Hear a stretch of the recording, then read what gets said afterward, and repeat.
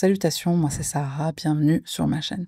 Si tu me connais un peu, tu sais sûrement que j'étais enceinte jusqu'à il y a peu de temps et mon fils est venu au monde au mois de février.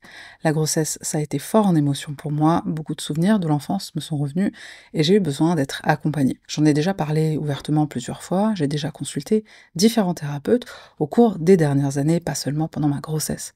Et aujourd'hui encore, je suis accompagnée dans ce nouveau chapitre qu'est la maternité. Bah oui, parce que la thérapie, c'est pas uniquement pour guérir d'un trauma de l'enfance, on peut aussi en avoir besoin pour un accompagnement dans une nouvelle étape de vie, pour vaincre de l'anxiété, une dépression, le stress du quotidien et plein d'autres choses. Je te présente donc le sponsor de cette vidéo, BetterHelp. BetterHelp, c'est une plateforme de thérapie en ligne qui te met en contact avec un thérapeute basé en France, certifié et enregistré à l'ARS. Tu seras mis en relation avec un professionnel, son profil est adapté à tes besoins, mais bien sûr, tu as la possibilité de changer de thérapeute jusqu'à ce que tu trouves celui ou celle qui te convient. Chose qui peut s'avérer difficile, voire impossible, selon l'endroit où tu habites, mais avec BetterHelp, tout se fait en ligne, donc aucun problème. Les thérapeutes disponibles, basés en France, sont certifiés, ils sont enregistrés à l'ARS, l'Agence régionale de la santé. Et pour trouver celui ou celle qui te conviendra, rien de plus simple. Clique sur le lien en barre de description. Déjà, ça te permet de soutenir la chaîne, donc merci, et ça te donnera droit à 10% de réduction sur ton premier mois d'adhésion. Après ça, tu remplis un formulaire pour qu'on t'attribue un thérapeute qui réponde à tes besoins et tu choisis le format de consultation qui te convient le mieux, téléphone, vidéo ou par message. Et en parlant de message, tu peux écrire à ton thérapeute quand tu en as envie, pas besoin d'attendre une semaine à la prochaine séance. Si tu penses qu'un peu de thérapie pourrait te faire du bien, n'hésite pas à cliquer sur le lien en barre de description ou en commentaire épinglé et tu auras moins 10% sur ton premier mois de thérapie. Juste avant de commencer l'affaire de ce soir, j'ai une petite annonce à faire, mais je la fais en fin de vidéo, donc reste branché. Quand on parle true crime aux États-Unis, on a souvent ce réflexe de penser à des tueurs en série comme le Zodiac, Jeffrey Dahmer, le Night Stalker, Candyman et bien d'autres. La liste est malheureusement très longue. Mais qui dit true crime ne dit pas forcément tueur en série, bien sûr. Parfois, un seul meurtre peut faire aussi froid dans le dos que le MO de John Wayne Gacy. Ce soir, on se rend dans un état un peu plus discret que les autres et qui cache pourtant une quantité incroyable d'affaires sordides. Cet état, qui se trouve dans le Midwest entre les Grands Lacs et les Appalaches, c'est l'Ohio. Pourtant, l'Ohio n'a vraiment pas la réputation d'être un état dangereux. Au contraire, on le connaît plutôt pour ses équipes de sport, comme notamment les Browns, l'équipe de football américain. L'Ohio, c'est aussi l'état de naissance de LeBron James pour les fans de basketball. Et petit fun fact, mais c'est aussi dans l'Ohio que sont nés 7 présidents américains. Si tu te trouves un jour dans l'Ohio, n'hésite pas à y déguster des Buckeyes. C'est un dessert typiquement ohioan, c'est comme ça qu'on dit. C'est des petites boules de beurre de cacahuète enrobées partiellement de chocolat, de façon à ce que ça ressemble à la graine du Buckeye Tree, symbole de l'Ohio. Le Midwest est très représentatif de ce qu'on appelle l'Amérique moyenne. Cette Amérique calme, avec des banlieues résidentielles tranquilles, des petites villes où la vie semble paisible. Et pourtant, l'Ohio, c'est aussi l'État où ont eu lieu certaines des affaires criminelles les plus atroces qu'ait connu le pays, et dont peut-être la plus connue, Anthony Sowell, surnommé l'étrangleur de Cleveland, avec ses 11 victimes retrouvées mortes dans sa maison. Et au passage, je te recommande de regarder l'épisode 11 de la première saison du programme « J'ai survécu à un serial killer » qui suit le jour où Vanessa Gray a failli mourir. Quand on parle d'affaires criminelles, c'est souvent ça le plus déroutant. Ces histoires ne se passent pas dans des ruelles sombres, sous un pont la nuit. Elles peuvent aussi se dérouler dans des quartiers a priori sans histoire, au sein de familles loin de tout soupçon. Et pour l'affaire de ce soir, on se rend justement dans un de ces endroits calmes et tranquilles, Willoughby Hills, une petite ville du comté de Lake qui compte à peine 9000 habitants et qui se trouve à 30 km au nord-est de Cleveland. Sabrina Zunick naît le 27 octobre 1994. Elle grandit dans l'État de l'Ohio, à Wycliffe, une ville plutôt tranquille à une vingtaine de minutes à l'est de Cleveland. Malgré le calme de cette atmosphère, la vie de Sabrina, elle, n'a rien de tranquille, c'est même le contraire. Dès sa naissance, tout est déjà très compliqué, elle part avec des bases très fragiles. Ses parents sont Susan Edwards et Mark Zunick, sa mère est atteinte de maladies mentales graves, son père est violent, il souffre d'une forte dépendance à l'alcool et aux drogues, et d'après le peu d'informations que j'ai pu récolter à son sujet, on sait qu'il a un casier judiciaire assez fourni. En bref, la petite Sabrina grandit dans un foyer instable, propice au développement de traumatismes très lourds. Grandir dans un environnement pareil, ça laisse forcément des traces, et les études le prouvent. Quand un enfant est exposé à la violence, à la négligence constante, il a beaucoup plus de risques de développer des troubles du comportement, de souffrir d'une dépression, de devenir lui-même dangereux pour lui et pour les autres. C'est ce que montre l'étude ACE, Adverse Childhood Experiences, autrement dit expériences négatives de l'enfance. Cette étude établit un lien direct entre les traumas vécus quand on est enfant et des problèmes graves que l'on a plus tard dans sa vie, que ce soit sur le plan mental, émotionnel ou même physique. Et c'est pour ça que les premières années de vie sont déterminantes. Dans cet environnement instable, c'est surtout la grand-mère paternelle de Sabrina qui va jouer un rôle important dans sa vie. C'est elle qui va l'élever. Sabrina sera en effet abandonnée par ses parents alors qu'elle n'a que 3 ans. À ce moment-là, sa mamie est probablement la figure adulte la plus présente et stable autour d'elle. La grand-mère fait ce qu'elle peut pour l'aider, elle essaie de la protéger malgré tous les problèmes qui secouent la famille unique. Et malheureusement, en dépit de tous ces efforts, l'équilibre ne tient pas puisque mamie commence à souffrir de problèmes de santé qui se compliquent. Petit à petit, la maladie l'empêche de s'occuper de Sabrina, son état se dégrade, tandis qu'en parallèle, un autre gros problème va s'ajouter à la liste. Des accusations de vol vont faire surface. Alors on ne sait pas si Sabrina est soupçonnée de voler sa grand-mère ou si c'est des histoires de vol à l'étalage. Ce qu'on sait, c'est qu'il s'agit de vol et ça montre que Sabrina est mêlée dès l'adolescence à des petits délits. Quand les services sociaux interviennent, Sabrina est retirée du foyer familial et à partir de là, elle bascule dans le système des foyers d'accueil sans jamais vraiment se poser nulle part de manière permanente. La pauvre jeune fille passe d'un foyer à l'autre, elle enchaîne les familles d'accueil, ce qui ne l'aide pas vraiment à se construire. Malgré son jeune âge, on estime qu'elle a été placée dans une douzaine de foyers différents en quelques années à peine. Pendant son adolescence très difficile, Sabrina fréquente le lycée de Wycliffe où elle est impliquée dans des bagarres de manière répétée. Elle souffre de troubles de santé mentale, notamment du trouble déficitaire de l'attention avec ou sans hyperactivité, le TDAH. Elle souffre aussi du trouble oppositionnel avec provocation, TOP, et elle souffre aussi d'anxiété, de dépression et du trouble bipolaire.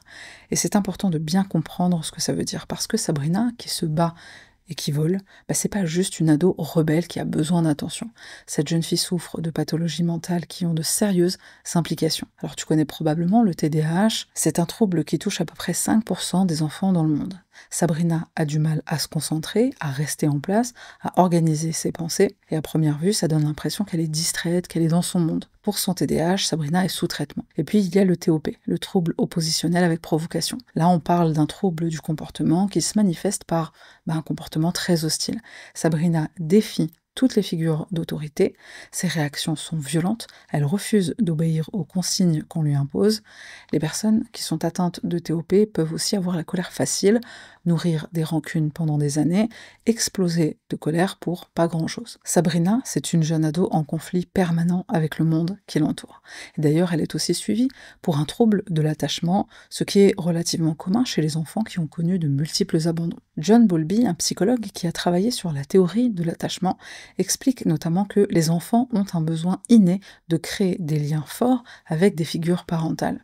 Si ce lien est brisé ou qu'il n'existe pas, l'enfant peut montrer des troubles de l'attachement, il aura du mal à faire confiance aux autres, à gérer ses émotions, et ça peut même bien sûr affecter ses relations futures. Des études fiables supposent que les enfants qui grandissent dans des environnements où ils sont négligés peuvent avoir des retards de développement et des difficultés à s'attacher aux autres. C'est pour ça que les enfants qui ont vécu plusieurs abandons ou des placements en foyer sont plus susceptibles de développer ces troubles, et Sabrina, elle n'y échappe pas. Mais un jour, elle semble se poser pour de bon. Elle a alors 16 ans et elle fait la rencontre de la famille Knöffel. Elle emménage dans leur belle maison de banlieue. Pour Sabrina, c'est vraiment une rupture nette avec tout ce qu'elle a connu jusque-là. Enfin, un vrai foyer, elle a sa propre chambre, une routine saine et normale, et c'est peut-être sa chance d'avoir une nouvelle vie. À l'été 2011, Lisa et Kevin Knöffel décident d'accueillir cette jeune fille malgré son parcours catastrophique. Lisa, la mère d'accueil, naît le 20 mai 1971 à Reynoldsburg, dans l'Ohio, et c'est là-bas qu'elle passe toute sa vie, en grande partie dans le comté de Lake. Elle travaille comme assistante sociale pour le comté de Cuyahoga, au département des services aux enfants et aux familles. Et ce service est très particulier. On y gère les cas d'abus sexuels. Le quotidien de Lisa, c'est d'écouter et de protéger les victimes. Et elle est tellement engagée qu'elle décide d'ouvrir sa maison aux ados en difficulté, des ados comme Sabrina. Lisa est mariée à Kevin Knoffel depuis 6 ans. Ensemble, ils élèvent leurs enfants. Megan, qui est issue d'un premier mariage de Lisa, puis Hailey et Cody, que Lisa aura donc avec Kevin. Lisa, c'est vraiment la maman idéale. Elle est très impliquée dans la vie de ses enfants, mais aussi dans la vie de la communauté. Par exemple, elle participe aux activités de l'église de la ville, elle soutient le Royal Family Kids Camp, un programme qui offre des vacances à des enfants placés. Kevin, son mari, il est chauffeur routier. Il est souvent absent, plus en retrait. Quand Sabrina arrive, l'ambiance à la maison est plutôt bonne. On lui offre une chambre rien qu'à elle, elle a de quoi s'habiller, manger, aller à l'école, sans qu'on lui mette la pression. Lisa prend son rôle très à cœur, elle essaie de cadrer Sabrina, de la guider comme elle peut, et au début, ça marche plutôt bien. Mais des tensions vont faire surface, et ça n'a rien d'étonnant quand on connaît le passé et le caractère de Sabrina. Comme tu le sais, Sabrina a du mal avec l'autorité, et même avec une femme aimante comme Lisa, ça passe pas. Malgré son traitement médicamenteux, Sabrina alterne les phases où elle semble vouloir faire des efforts et d'autres où elle se braque. À l'école, c'est le chaos. Entre Lisa et Sabrina, la tension devient électrique. Et pendant ce temps-là, Kevin, le père de famille, il commence à se rapprocher de Sabrina, lui qui est pourtant absent et effacé, principalement à cause de son travail de routier qui le pousse à se déplacer très souvent. Lisa, c'est une femme et une mère aimante. Kevin, c'est un homme plutôt calme, plutôt réservé, et malgré des profils plutôt classiques et sans histoire, Lisa et Kevin vont être mêlés à une histoire terrible. Il est 1 heure du matin, le 16 novembre 2012, dans la maison des Knoffel. Il fait froid, c'est l'hiver, la ville dort, sauf Sabrina. Elle se lève de son lit avec une idée bien précise en tête. En essayant de faire le moins de bruit possible, elle se dirige vers la cuisine où elle s'empare d'un couteau de cuisine à lame dentelée, un couteau de 25 cm. Sabrina se rend ensuite à l'étage, elle traverse le couloir et entre dans la chambre de Lisa. Et la scène qui va suivre est d'une violence inouïe. Lisa est brutalement attaquée à coups de couteau, elle en recevra 178 au total. C'est une agression brutale qui ne laisse absolument aucune chance à la victime. Le couteau finit même par se tordre tellement l'attaque est violente. Au début, Lisa essaie de se défendre comme elle peut, mais elle perd beaucoup de sang et rapidement. Elle reste consciente peut-être 1 minute ou 2, puis elle s'éteint dans son lit. Il est 1h10 du matin. Ses cris réveillent sa fille, Megan, âgée de 13 ans au moment des faits. Megan se précipite dans la chambre parentale. Elle tente d'intervenir en hurlant à Sabrina d'arrêter et elle essaie de la repousser. Megan est témoin d'une partie de l'agression, elle se met à hurler et elle appelle le 911. 911, what is your emergency?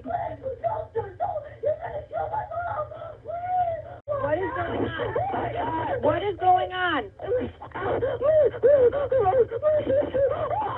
What is going on? Hello? What?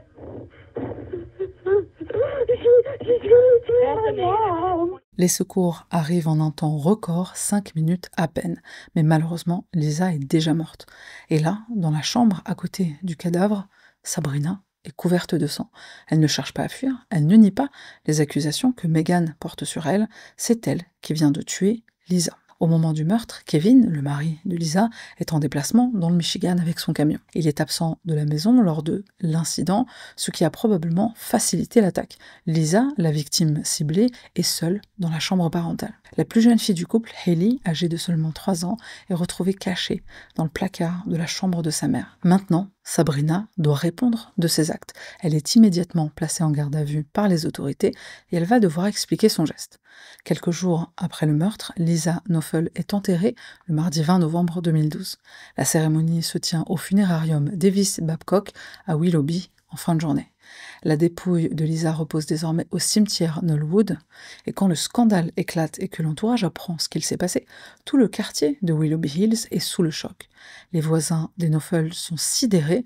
Pour eux, Lisa, c'est la femme parfaite, la mère parfaite. Elle n'a aucun ennemi. Elle est gentille, engagée, souriante, Personne n'aurait pu imaginer que ce genre de situation puisse éclater dans cette maison. Après son arrestation, Sabrina est immédiatement conduite au poste de police de Willoughby Hills pour être interrogée. Et même si elle vient d'être placée en garde à vue, elle ne répond pas aux questions des enquêteurs. Et à ce sujet, elle déclare qu'elle n'est pas mentalement présente, à moitié consciente tout le temps. Et ce sont ses mots à elle. Et ce n'est que bien plus tard, en mai 2013, que Sabrina va accepter de coopérer avec la police et qu'elle décide enfin de raconter ce qu'il s'est passé cette nuit-là. Bon, après quand même 6 longs mois de détention. Alors pourquoi Sabrina décide de parler maintenant? Eh bien parce qu'elle se sent abandonnée par Kevin, son père adoptif en quelque sorte, enfin famille d'accueil. Il ne vient pas la voir en détention, il ne lui écrit pas, il ne répond plus à ses messages, et parce qu'elle se sent seule et trahie d'être aussi peu considérée, Sabrina décide de passer aux aveux. Retour en arrière, juillet 2011, au moment de l'arrivée de Sabrina chez la famille Knoffel. Sabrina a donc 16 ans, elle est placée chez Lisa et Kevin après de multiples tentatives de placement ratées. Si Lisa y met du sien pour aider Sabrina, Kevin, lui, il reste plutôt distant, mais c'est sûrement pour mieux dissimuler la véritable nature de ses intentions vis-à-vis de la jeune adolescente. Et en effet, au fil des mois, Kevin commence à se montrer plus avenant.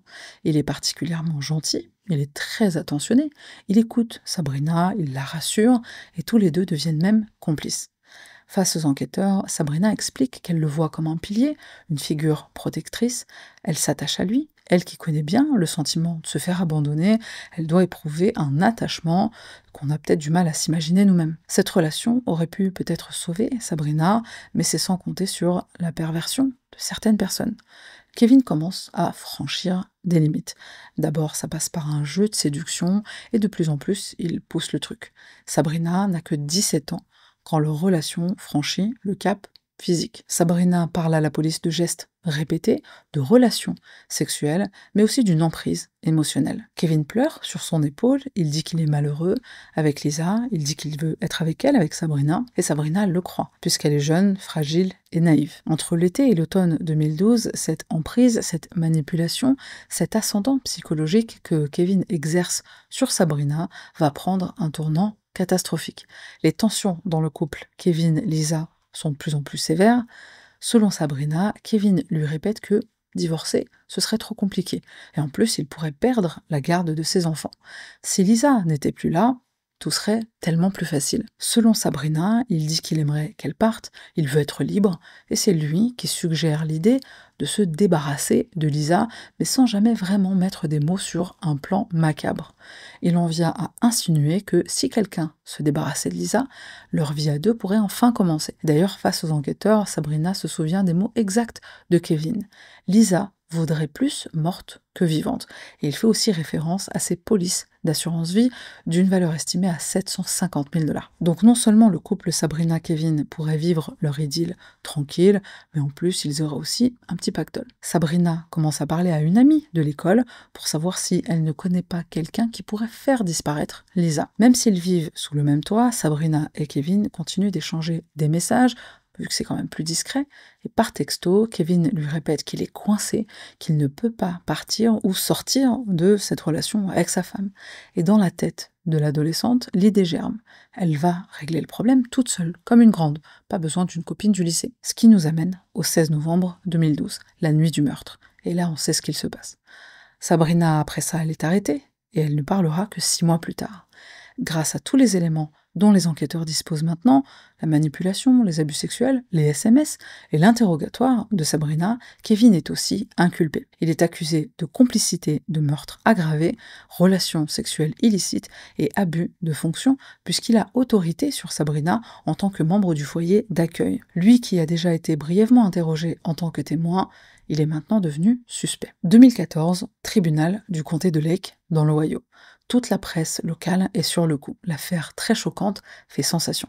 C'est pas tous les jours qu'un père de famille d'accueil est accusé de manipulation sur une adolescente pour tuer sa propre femme. Le procès de Kevin Knoffel se tient dans une salle pleine à craquer, avec des journalistes, des membres de la famille Knoffel et des membres de la communauté très choqués par la tragédie. Le procureur du comté, Charles Coulson, est assisté par sa collègue Terry Daniel. C'est eux qui vont mener toute l'affaire contre Kevin. Et en face, pour défendre Kevin, on a les avocats Megan et Joseph Patitus. Leur stratégie, je pense que tu l'auras deviné, c'est de faire croire que Sabrina a tout inventé de A à Z, que c'est une ado perturbée qui a juste pété un câble toute seule sans que Kevin ne soit au courant de rien. Avec son visage fermé et sa posture sérieuse, Kevin est plutôt calme malgré les circonstances et il continue de répéter qu'il n'a rien à voir avec le meurtre, qu'il n'a jamais demandé à Sabrina de tuer sa femme Lisa. Et pourtant, Kevin fait croire à Sabrina qu'il l'aime, qu'ils ont un avenir ensemble, et pour ça, il y a des preuves. Il dévalorise Lisa, sa femme, qu'il présente comme un obstacle à son idylle avec Sabrina. Il suggère des pistes pour s'en sortir, même si ça implique le fait de commettre un meurtre. Mais il le fait de façon sous-entendue, très ambiguë. Enfin, très ambiguë, mais c'est quand même clair. Sabrina, elle est fragile, elle est perdue, et elle est surtout sous l'emprise de Kevin. Et elle finit par croire que cette idée de se débarrasser de Lisa, elle vient d'elle-même. Et le pire, c'est qu'après le meurtre, Kevin va la laisser tomber. Il se comporte limite comme s'il ne la connaissait pas. Et le problème pour lui, c'est que les preuves s'accumulent et elles ne jouent pas du tout en sa faveur. Pour résumer, Kevin est accusé de complicité de meurtre aggravé et de 6 chefs d'accusation d'agression sexuelle sur Sabrina, dont il a la responsabilité légale. Parce que oui, même si elle a 18 ans, juste avant de commettre le meurtre, la relation commence quand elle est encore mineure. Et quand tu es censé protéger un mineur ou une mineure, bah, tu couches pas avec. Et tu lui demandes pas de tuer ta femme. Quand Sabrina arrive à la barre, elle explique comment Kevin s'est rapproché d'elle. Au début, il la console, il a l'air très gentil, sensible à sa détresse émotionnelle, puis les choses deviennent de plus en plus interdites au moins de 18 ans. Kevin commence à avoir des gestes déplacés et il en vient à avoir des rapports sexuels avec Sabrina. Enfin, du coup, c'est pas des rapports sexuels, c'est des abus. Sabrina raconte en détail les fois où ils sont intimes et surtout les conversations pendant lesquelles Kevin lui dit que Lisa, sa femme, pose problème. Devant la cour, Sabrina évoque aussi le montant de l'assurance vie, 750 000 $, que Kevin toucherait si sa femme venait à mourir. Pendant le procès, les enquêteurs présentent des éléments compromettants sur Kevin, sur Sabrina, et parmi eux, les témoignages des collègues de Lisa, et ces collègues expliquent avoir eu des doutes sur la relation entre Kevin et Sabrina. Le jury ne croit pas une seule seconde aux explications de Kevin. Sabrina qui serait folle et qui aurait tout inventé. Et de toute façon, il y a trop de preuves qui l'impliquent et surtout qui l'incriminent. À l'issue de son procès, Kevin est reconnu coupable de tous les chefs d'accusation. Il est condamné à la prison à vie avec possibilité de libération conditionnelle après 30 ans. Sabrina, même si elle est bien coupable de ce meurtre, elle est aussi victime d'une manipulation mentale très forte. De son côté, elle plaide coupable et elle est aussi condamnée à la réclusion à perpétuité avec possibilité de libération après 30 ans. Il purge donc la même peine de prison à quelques différences près. Sabrina est reconnue coupable d'assassinat aggravé, tandis que Kevin est condamné pour complicité de meurtre, mais aussi agression sexuelle sur mineur et il écope de 12 ans de plus. Avec ce verdict, son nom s'ajoute à la liste des délinquants sexuels et de niveau 3. C'est le niveau le plus élevé. Ça veut dire qu'il est considéré comme à haut risque de récidive. Et c'est pas juste noté dans un dossier comme ça rangé dans un tiroir. Toutes ces informations-là sont consultables en ligne. Le registre des délinquants sexuels est public, tout le monde peut y accéder. Et le but est simple, protéger la population, notamment les enfants, ce qui permet à tout le monde de savoir s'il y a un détraqué sexuel dans le coin. Et une fois qu'un nom est inscrit sur ce registre, c'est pour la vie. Aux États-Unis, chaque année, environ 400 000 enfants sont placés en famille d'accueil. 400 000, c'est énorme. Ça représente la population d'une petite ville. Enfin, une ville moyenne. Et parmi ces enfants, surtout les filles, beaucoup sont malheureusement victimes d'abus sexuels. D'après une étude, environ une fille sur 4 dans le système de placement rapporte avoir subi des abus sexuels. Ce qui est encore plus préoccupant, c'est que ces enfants, déjà fragiles de leur situation, retrouvent précisément tout ce qu'ils cherchent à fuir dans ces cocons faussement protecteurs. Et dans l'affaire de ce soir, on a justement tous ces mauvais ingrédients. Le sauvetage d'une jeune ado par un couple a priori stable et sans histoire, et finalement, Kevin s'avère être un prédateur qui se nourrit de la détresse émotionnelle de Sabrina pour non seulement abuser d'elle sexuellement, mais aussi pour en faire une arme et indirectement tuer sa femme Lisa. On démarre avec une jeune fille placée et on finit avec une jeune fille en prison et 3 enfants placés. Megan, Hailey et Cody, les enfants du couple, Lisa et Kevin. Pour certains, ils sont même témoins de la scène et tous les 3 ont maintenant tout perdu. Même si Kevin n'a pas physiquement tué sa femme, le tribunal le considère autant coupable que Sabrina. C'est lui, le cerveau derrière le crime, celui qui manipule une adolescente fragile pour la pousser au meurtre. Inciter quelqu'un à commettre un crime, surtout en abusant de sa position d'adulte sur mineur, aux États-Unis, ils estiment que c'est tout aussi répréhensible, voire plus dans certaines affaires. Dans un style similaire, on a aussi l'affaire Michelle Carter, une jeune femme reconnue coupable d'avoir poussé son petit ami à se dévivanter par texto sans jamais être physiquement présente. Est-ce que tu penses également que la manipulation qui pousse à commettre un crime, un meurtre, devrait être aussi répréhensible que la personne qui commet le crime? Je te laisse donner ton avis et avant de se quitter, encore merci au sponsor de cette vidéo, BetterHelp, une plateforme de thérapie en ligne qui te met en contact avec un thérapeute basé en France, certifié et enregistré à l'ARS, l'Agence régionale de la santé. Si tu penses qu'un peu de thérapie pourrait te faire du bien, n'hésite pas à cliquer sur le lien en barre de description ou en commentaire épinglé, tu pourras bénéficier de moins 10% sur ton premier mois de thérapie. Et je finis par cette petite annonce. Alors je suis à la recherche de personnes pour aider à la recherche d'informations et à l'écriture de mes scripts. Il faut impérativement parler l'anglais. Une langue en plus est la bienvenue, notamment l'espagnol, le russe ou le mandarin. Pour plus d'informations, envoie un email à l'adresse indiquée en barre de description. C'est tout pour moi, merci d'être resté jusqu'à la fin, mais on se retrouve la semaine prochaine pour une nouvelle affaire.